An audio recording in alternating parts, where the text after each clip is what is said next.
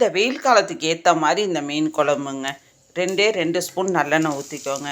ஒரு அரை ஸ்பூன் வெந்தயம் போட்டு வெடித்ததுக்கப்புறம் கறிவடம் போட்டு ஒரு கைப்பிடி சின்ன வெங்காயத்தை இடித்து போட்டு நல்லா செவக்க விடுங்க. செவந்ததுக்கப்புறம் ஒரு பெரிய தக்காளியை சின்ன சின்னதாக அரிஞ்சு போட்டு வதக்கிக்குவோம். வதங்கினதுக்கப்புறம் 4 ஸ்பூன் வீட்டு குழம்புத்தூள் போட்டுட்டேன்.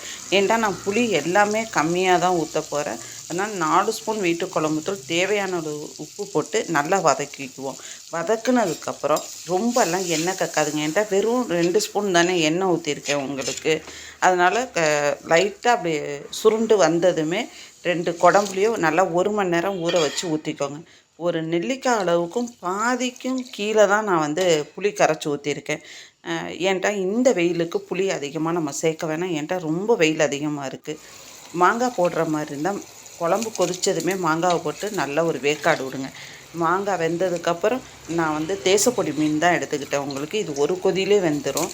நல்லா புழிஞ்சிட்டு இந்த மீனெல்லாம் நல்லா ஒரு 1/2 கிலோ மீன் போட்டால் தாங்க குழம்பே நறக்க இருக்கும், சுவையாகவும் இருக்கும். நீங்கள் தேங்காய் பால் இந்த வெயிலுக்கு ஊற்றிக்கிட்டிங்கன்னா நல்லது. வேணான்னா விட்டுருங்க.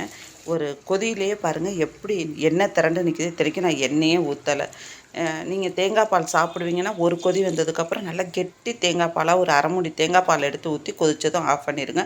அவ்வளோ நல்லாயிருக்கும்.